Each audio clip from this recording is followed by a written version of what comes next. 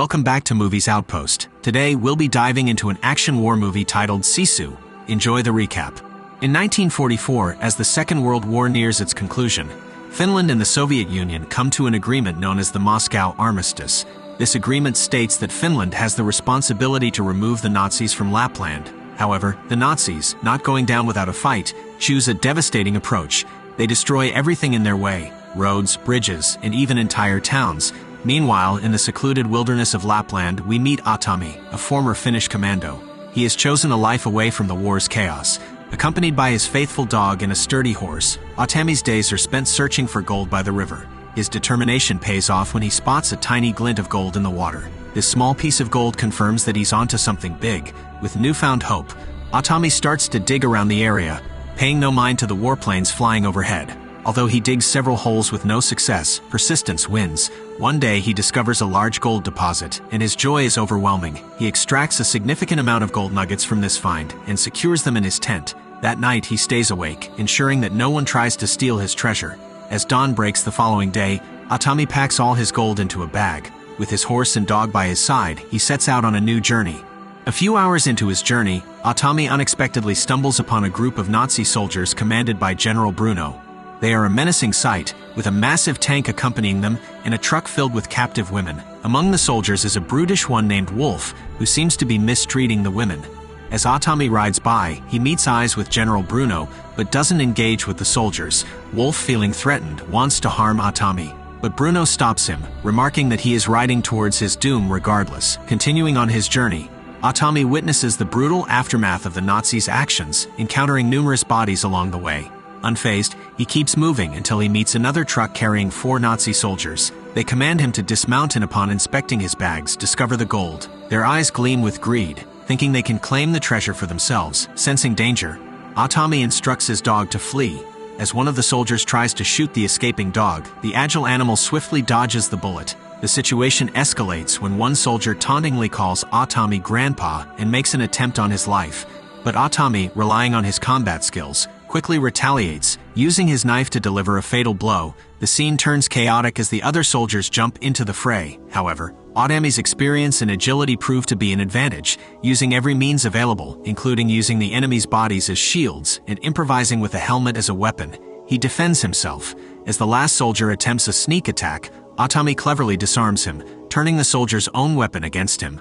Upon hearing the gunfire, Bruno and his troops rush back to the scene and are met with the aftermath of Atami's fierce defense. Among the fallen soldiers, Bruno discovers a gold nugget in a pocket, making him realize the treasure Atami possesses.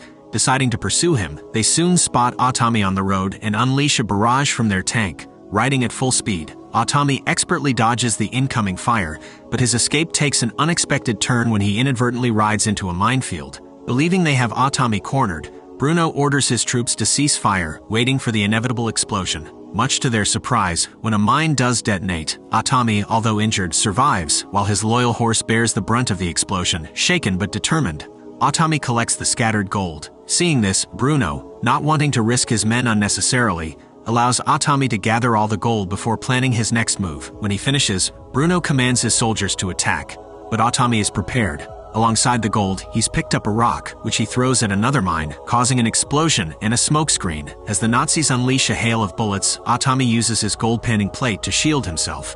After a few tense moments, Bruno, wanting to verify Atami's demise, sends a young soldier to inspect. This proves to be a fatal mistake as the soldier is met with an explosive end. Undeterred, Bruno sends 2 more soldiers to flank the road, but they too fall victim to the hidden mines. As the smoke fades, the Nazis are surprised to find Atami has vanished. Eager to track him down, Bruno orders 2 women to walk ahead of the group as a precaution against the mines. Seeing the fear in the selected women's eyes, a brave soul named Ano steps forward to take their place. As they progress, Bruno stumbles upon a personal artifact, Atami's dog tag. Pushing forward, the Nazis use the women as human shields, tethered in front of their vehicles. Bruno, hoping to get more intel on Atami, radios his superiors. He's met with an alarming revelation. Atami is no ordinary soldier but a legendary Finnish commando, known for his relentless vengeance against the Russians who took everything dear to him. Dubbed as Kashe, or the Immortal, tales of his lone wolf missions speak of his chilling efficiency, with a record of over 300 kills. Yet, instead of being deterred, Bruno's determination is fueled further, believing the gold to be his ticket out of the crumbling Nazi regime. Unbeknownst to them, Atami continues his escape, eventually coming across a charred truck with a deceased soldier inside. Using this wreckage for concealment, he painstakingly attends to his injuries, extracting bullets with his knife and sealing the wounds with soil. Out of the blue, his loyal canine companion appears, keeping a vigilant distance. Exhausted and in pain, Atami finally succumbs to sleep. Atami's brief moment of rest is interrupted by approaching noises. The Nazis, relentless in their pursuit, have employed hounds to track him down. As Atami takes cover beneath the charred truck, he senses the dogs are closing in on his trail. Seizing an opportunity, he covertly attaches himself to the underside of a passing vehicle and discreetly punctures its fuel tank. The spilling gasoline confuses the dogs, rendering them unable to track his scent. Suddenly detected, Atami tries to flee, but an alert soldier lands a bullet in his leg. Without a moment's hesitation, Atami sets his gasoline-drenched clothes ablaze, repelling the advancing hounds. As the soldiers chase him down, Atami dives into a nearby lake. With his remarkable lung capacity, he remains submerged, evading their sights. When he finally emerges for air, the Nazis waste no time and shoot, mistaking the blood in the water as a sign of their success.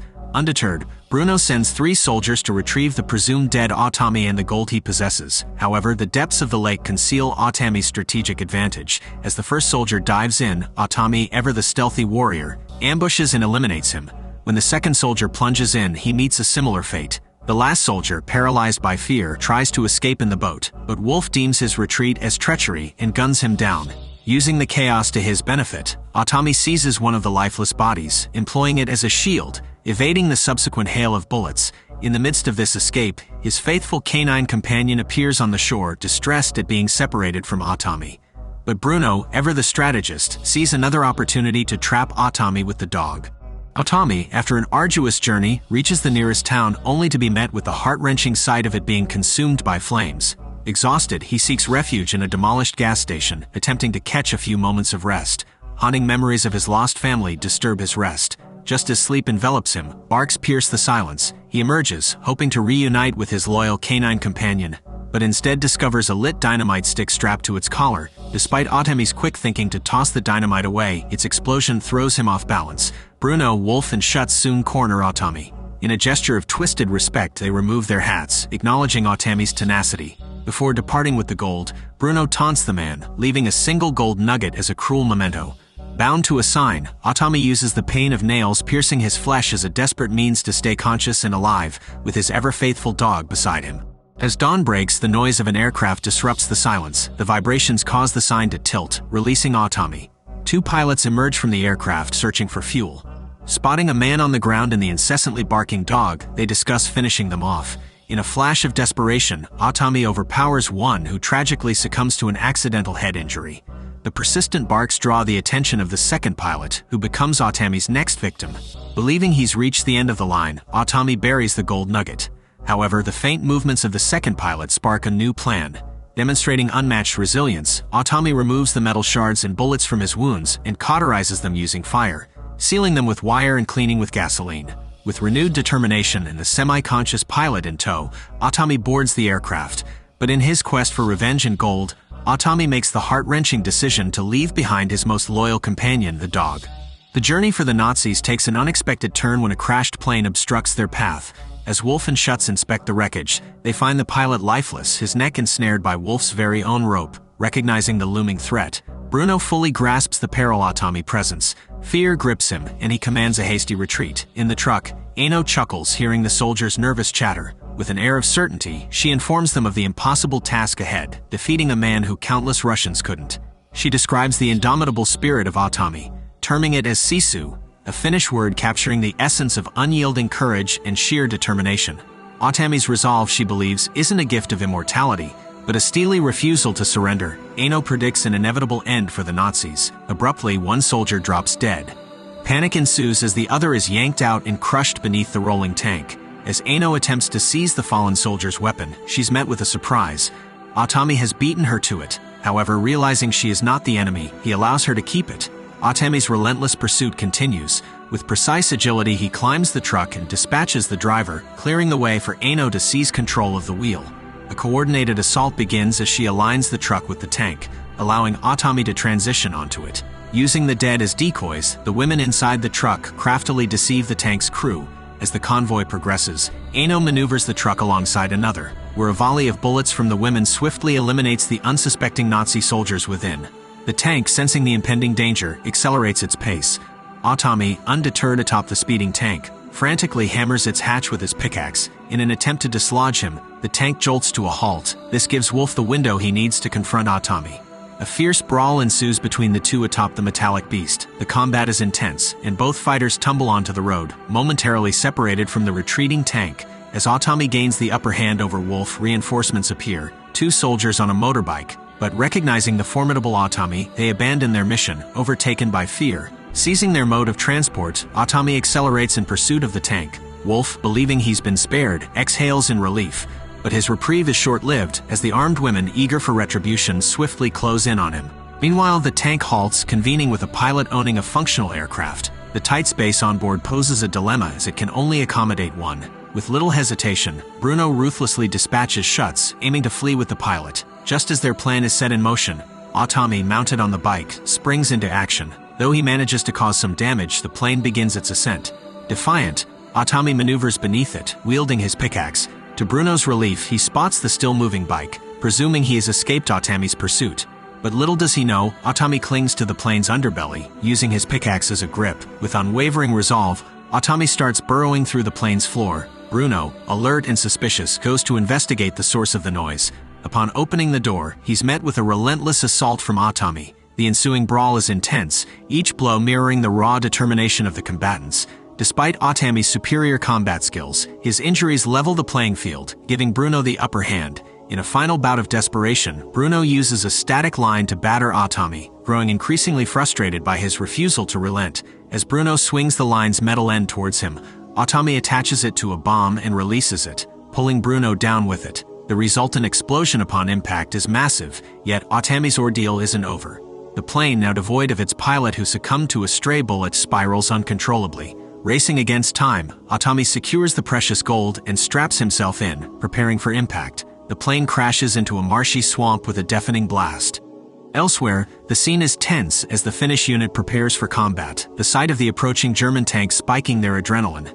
However, the tension is diffused when they recognize Ano leading the charge, the captive wolf displayed as a trophy. The presence of familiar faces and the subdued enemy evokes a mix of relief and triumph among the Finnish soldiers. Meanwhile, in the swamp, the water cushions Atami's crash, and the man known for his uncanny survival instincts emerges from the wreckage, his trusted pickaxe aiding his escape. Clutched in his hand is the bag of gold, a testament to his unwavering determination and the adversities he overcame. Days later, the bustling streets of Helsinki witness a remarkable sight. Atami, battered but not defeated, riding the Nazi bike, his loyal dog by his side. As he enters the bank, an aura of reverence and nervousness envelops the place, people recognizing the legend before them.